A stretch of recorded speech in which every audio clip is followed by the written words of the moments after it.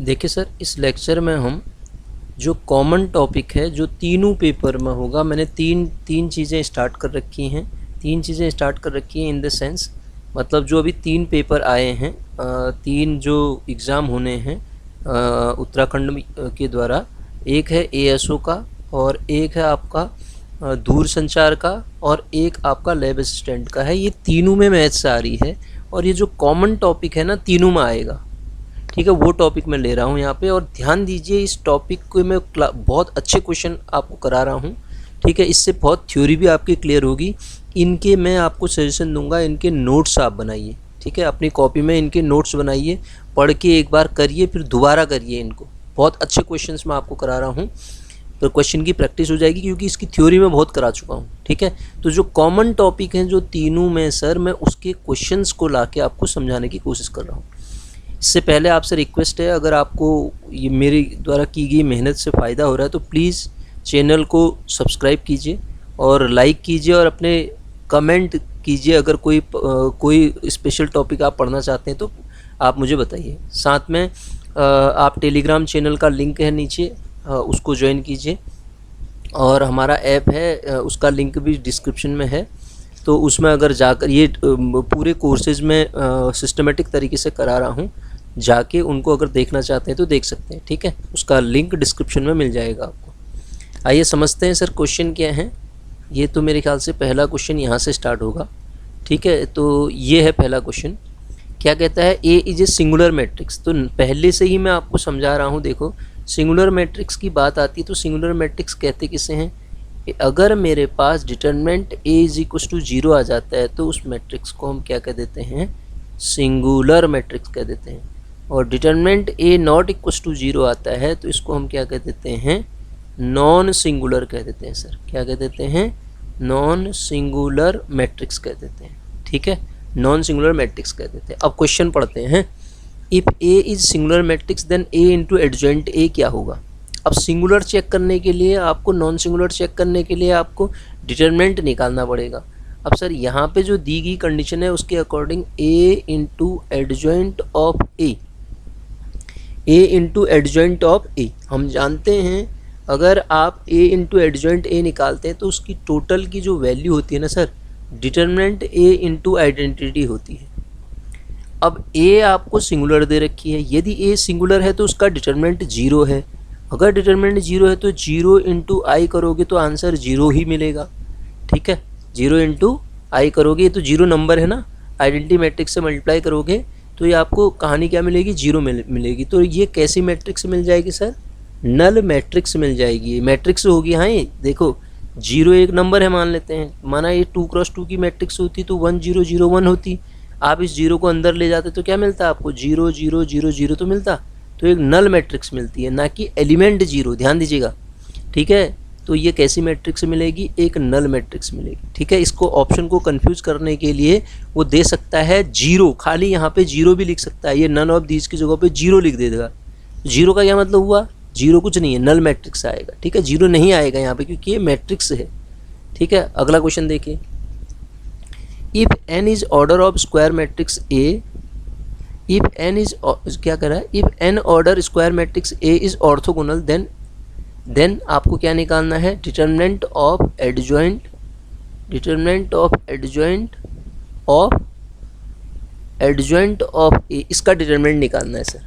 ठीक है, अब ध्यान दीजिएगा सर, यहाँ पे इसको ए हमें क्या दे रखा है? ऑर्थोगोनल दिया है। यदि ए ऑर्थोगोनल दे रखा है तो ए इंटू ए ट्रांसपोज बराबर क्या होता है? आइडेंटिटी होता है। ए इंटू ए ट्रांसपोज की वैल्यू क्या होती है? आइडेंटिटी होती है। तो यहाँ से जब डिटरमिनेंट लोगे, determinant A into determinant of A transpose बराबर आइडेंटिटी का डिटरमिनेंट। और एक ये प्रॉपर्टी होती है हमारे पास, एक ए इंटू बी का जो डिटरमिनेंट होता है वो determinant A into determinant B होता है ना। एन ऑर्डर की दे रखी ना, स्क्वायर मैट्रिक्स है वो। तो यहाँ से क्या आएगा? A transpose. और दूसरी जो प्रॉपर्टी होती है, ए ट्रांसपोज का डिटरमिनेंट वही होता है जो ए का होता है। ठीक है सर, तो अब इस सारी प्रॉपर्टी का यूज़ कीजिए। तो ये determinant A into determinant A transpose मिला आपको। ये भी क्या हो जाएगा? डिटरमिनेंट ए हो जाएगा बराबर, आपके पास 1 आ गया। डिटरमिनेंट ए का होल स्क्वायर बराबर आपको क्या मिला? डिटरमिनेंट ए का whole square is equal to 1 मिला, तो determinant A is equal to क्या मिलेगा, +-1 मिलेगा। Determinant A is equal to क्या मिलेगा, +-1 मिलेगा। सर अब इसको हम जानते हैं, मैंने आप थ्योरी पढ़ के देखिए, सब करा रखा है आपको। तो इसकी जो वैल्यू होती है ना सर, डिटरमिनेंट ए की पावर n, मैं इसीलिए कह रहा हूँ ये क्वेश्चन बहुत अच्छे क्वेश्चन लाया हूँ मैं, ठीक है, बहुत अच्छे क्वेश्चन से हैं, अच्छे लेवल के क्वेश्चन हैं, आप करिए इनको, सारी थ्योरी क्लियर होगी आपकी इसके। देखिए तो ये डिटरमिनेंट ए की पावर n-1 आ रहा है, क्या आ रहा है, डिटरमिनेंट ए की पावर n-1, ठीक है। तो ये क्या कह रहा है, is always 1 if n is odd. देखो फिर यहाँ देखते हैं, यहाँ अगर मेरे पास n ऑड नंबर हुआ तो यहाँ तो मेरे पास +1 की पावर भी आ सकता है ये, और -1 की पावर भी आ सकता है। ऑप्शन को एक एक करके देखूंगा मैं। -1 आ जाएगा कह रहा है इसका डिटरमिनेंट, n अगर इवन हुआ तो देखते हैं, यहाँ अगर n को इवन रखोगे तो आप 2 - 1 की पावर 2 आएगा, तो मतलब ये तो पॉजिटिव ही आना है, पॉजिटिव वैल्यू आनी है, तो ये -1 तो गलत हो गया, ऑलवेज 1 भी गलत हो गया फिर, क्योंकि यहाँ आप जब 3 रखोगे तो 3 - 1 बराबर 2 हो गया। तो अच्छा अगर आप क्या रखते हैं, हाँ इसमें अगर 2 रखते हो तो 2 - 1 का स्क्वायर, तो 1 का स्क्वायर 1 ही होता है, -1 की पावर कितनी, 1 -1 आ जाएगा, तो ये ऑलवेज 1 भी गलत हो गया।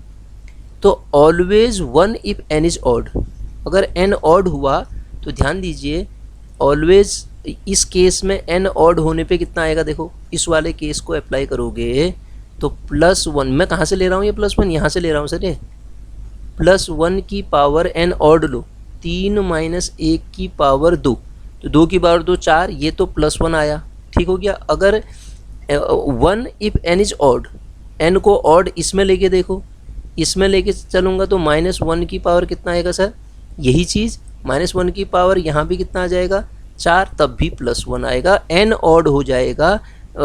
n ऑड होने पे हमेशा इसके डिटरमिनेंट की वैल्यू, जो ये वाली वैल्यू डिटरमिनेंट आएगी, वो कितनी आएगी, ऑलवेज 1 आएगी सर, ठीक है। बहुत अच्छा क्वेश्चन है, ठीक। अब आते हैं आगे, देखिए क्वेश्चन क्या है, if A is orthogonal matrix then A inverse. बहुत अच्छा, ये भी क्वेश्चन है, करा रखा है मैंने थ्योरी में आपको।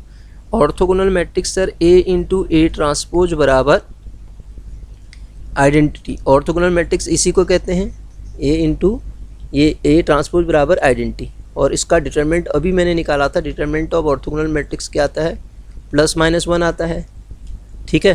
तो इसका मतलब A इनवर्स तो एग्जिस्ट कर रहा है, इसका A inverse is equal to क्या आएगा फिर, A इनवर्स एग्जिस्ट तो कर रहा है, तो A इनवर्स किसके बराबर आएगा, A इनवर्स एग्जिस्ट कर रहा है इसका, ठीक है। तो जो भी ऑर्थोगोनल मैट्रिक्स होता है ना सर, वैसे ही देख लो यार आप, ये प्रॉपर्टी ही यही कहती है, A × A ट्रांसपोज बराबर आइडेंटिटी मिल रहा है आपको। आप जानते हैं यदि A को B से साथ ऑपरेट करके आइडेंटिटी मिलता हो तो B A का इन्वर्स कहलाता है। तो ये क्या हो गया फिर, A का इन्वर्स कौन हुआ, A ट्रांसपोज हो गया। तो इसका मतलब A inverse is equal to A transpose. वैसे भी प्रॉपर्टी होती है ऑर्थोगोनल मैट्रिक्स का, जो इन्वर्स होता है ना, उसका ट्रांसपोज कर दो, वही उसका इन्वर्स होता है। पढ़ा भी है हमने, ये भी थ्योरी में पढ़ा रखा है मैंने आपको, ठीक है। तो थ्योरी आप प्लेलिस्ट में जाके ना थ्योरी के लेक्चर्स को देखिए, मैंने सारी चीज़ें कराई होंगी आपको। The inverse of skew symmetric matrix of odd order, ये भी बहुत अच्छा क्वेश्चन है, क्यों है देखो। स्क्यूसिमेट्रिक मैट्रिक्स क्या होता है, A का ट्रांसपोज यदि -A के बराबर आ जाए। मान लेते हैं A कोई मैट्रिक्स है n × n की, Aij, क्योंकि ये स्क्वायर मैट्रिक्स होती है, तो हमें क्या निकालना है, इन्वर्स निकालना है ना। इन्वर्स ऑफ स्क्यूसिमेट्रिक मैट्रिक्स क्या होगा चेक करना है। अब आप देखो, इन्वर्स निकालने के लिए सबसे पहला काम मैं क्या करता हूँ, A ट्रांसपोज बराबर मुझे A दिया है, ठीक है। मुझे क्या चेक करना पड़ेगा, डिटरमिनेंट इन्वर्टेबल मैट्रिक्स कब होती है, जो डिटरमिनेंट नॉन जीरो हो। तो यहाँ मैंने क्या किया, A ट्रांसपोज का डिटरमिनेंट यहाँ भी किया, -A का डिटरमिनेंट यहाँ भी किया। मैं जानता हूँ K × डिटरमिनेंट A बराबर, अगर A का ऑर्डर n है तो ये प्रॉपर्टी होती है, K की पावर n बाहर आ जाता है, डिटरमिनेंट रह जाता है। और A ट्रांसपोज का डिटरमिनेंट सर अभी पहले भी मैंने आपको बताया, वही होता है जो A का होता है। तो यहाँ पे तो मैं सर ये लिख दूँगा डिटरमिनेंट ऑफ A, यहाँ पे +A मत लिख लीजिएगा, यह आएगा -1 की power n into determinant of A. ठीक है, अब आप देखिए यदि n ऑड हुआ, यदि n क्या हुआ, ऑड हुआ, तो -1 की पावर ऑड आप जानते हैं -1 होता है। तो ये क्या हो जाएगा, डिटरमिनेंट a बराबर माइनस डिटरमिनेंट a। इसको यहाँ ले आइए, 2 time determinant a is equal to 0, तो इसका मतलब डिटरमिनेंट a किसके बराबर आ गया, 0 के बराबर। इसका मतलब इसका डिटरमिनेंट ही वो इन्वर्स ही एग्जिस्ट नहीं करेगा। क्यों, क्योंकि जिसका डिटरमिनेंट 0 आता है वो सिंगुलर हो जाती है। क्या हो जाती है, सिंगुलर। और किस मैट्रिक्स का इन्वर्स एग्जिस्ट करता है, जब वो नॉन सिंगुलर होती है। सर किसका एग्जिस्ट करता है, जब वो नॉन सिंगुलर होती है। तो आप समझिए कि आप हमेशा इस बात को ध्यान रख लीजिए, सॉल्व करने की भी ज़रूरत नहीं पड़ेगी। Skew symmetric matrix odd order की उसका डिटरमिनेंट, उसका इन्वर्स ही एग्जिस्ट नहीं करेगा। ठीक है, उसका डिटरमिनेंट 0 आएगा। दूसरी प्रॉपर्टी ये भी होगी, यही क्वेश्चन भी बन सकता था, स्क्यू सिमेट्रिक मैट्रिक्स है ऑड ऑर्डर की, तो उसका डिटरमिनेंट क्या होगा, क्या होगा, 0 हो जाएगा। तो यहाँ पे यहाँ के इसके अकॉर्डिंग, इस क्वेश्चन के अकॉर्डिंग जब मैं आंसर लिखना चाहूँगा तो क्या लिखूँगा, डज नॉट एग्जिस्ट। इसका डिटरमिनेंट जो है एग्जिस्ट नहीं करेगा, यही तो होगा। ठीक है, आगे बढ़ते हैं सर। देखिए अगला क्वेश्चन क्या कह रहा है, देखिए इसको करते हैं। If A is non singular matrix और ए माइनस ए नॉन सिंगुलर दे रखा है, ए माइनस 2 आइडेंटिटी इंटू क्या दिया है, ए माइनस 4 आइडेंटिटी बराबर 0 दिया है, तब इसकी वैल्यू क्या आएगी चेक करना है। तो सिंपल सा क्वेश्चन है, तो कैसे चेक करें फिर इसको मल्टीप्लाई कर देते हैं अंदर, a इंटू ए स्क्वायर हो जाएगा, ए स्क्वायर और माइनस इससे मल्टीप्लाई करूँगा, माइनस का 2a इंटू आइडेंटिटी 2a हो गया, माइनस का 4a हो गया है, और ये कितना आ जाएगा, प्लस का 8 आइडेंटिटी, माइनस प्लस हो जाएगा ना, बराबर 0। तो सर आपके पास क्या मिला है, A square minus 6a plus 8 identity बराबर 0। अब ये ए, यहाँ पे ए इन्वर्स भी आ रहा है। ए इन्वर्स तभी आप निकाल सकते हैं जब आप ए इन्वर्स से इसको ऑपरेट कर दें दोनों साइड, ए इन्वर्स से दोनों साइड आप ऑपरेट कर दो इसको, ए इन्वर्स इंटू 0, तो यहाँ तो 0 ही मिलेगा, 0 मैट्रिक्स मिलेगी हाँ। और अंदर क्या आएगा, ए इन्वर्स को अंदर जब ऑपरेट करोगे तो ए बनेगा ये, -6 आइडेंटिटी आएगा ये, प्लस 8 ए इन्वर्स बनेगा ये, बराबर 0। अब यहाँ पे हमें चाहिए क्या, यहाँ पर से आप क्या करो, 6 आइडेंटिटी को ए माई प्लस 8 ए इन्वर्स बराबर 6 आइडेंटिटी यहाँ ले जाओ, तो a/6 प्लस 4/3 होगा ना। अब ये 4/3 ए इन्वर्स बराबर आइडेंटिटी, तो ये वैल्यू किसके बराबर आ रही है सर, आइडेंटिटी मैट्रिक्स के बराबर आ रही है, यही होगा ना। इसका आंसर क्या हो जाएगा, आइडेंटिटी मैट्रिक्स आ जाएगी। ठीक है, सिंपल सा क्वेश्चन था, इसको हम वैसे भी कर सकते थे, तो ये ऐसे सॉल्व हो जाएगा सर। आगे बढ़ते हैं, अगला क्वेश्चन क्या कह रहा है देखते हैं। ठीक है, ये है question, A square minus A, अगला क्वेश्चन जो मेरे पास है, A square minus A plus identity. ठीक है, A square minus A square minus A plus identity बराबर 0। ये भी तो वही क्वेश्चन हो गया। Then the inverse of A is, inverse of A क्या होगा इसमें आपको निकालना है। तो कैसे निकालें सर इन्वर्स ऑफ ए, बताइए, सिंपल सा क्वेश्चन है। इन्वर्स ऑफ ए कैसे निकालेंगे आप, बताइए क्या करेंगे इसमें। अरे सिंपल सा है यार, अभी तो बता रखा है मैंने आपको। तो ए इन्वर्स से मल्टीप्लाई कर दो ना, ए इन्वर्स से दोनों साइड आप मल्टीप्लाई कर दो sir. A inverse into identity बराबर 0 इंटू ए इन्वर्स 0 ही होगा ना, ये आ जाएगा A minus identity plus A inverse. तो मुझे निकालना क्या है, then inverse of A inverse की जो वैल्यू आ जाएगी कितनी आ जाएगी, आइडेंटिटी माइनस ए। तो ऐसा ऑप्शन तो कहीं दिख ही नहीं रहा है यहाँ पे, यह है ऑप्शन डी इसका करेक्ट ऑप्शन हो जाएगा सर, डी आंसर आ जाएगा फिर इसका। अगला क्वेश्चन देखिए ये क्या कह रहा है, इसको भी देखते हैं।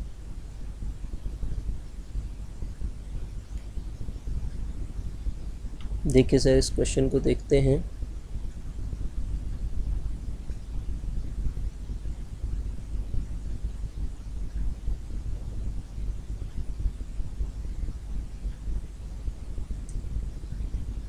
ये लास्ट क्वेश्चन कर रखा है क्या इसमें मैंने?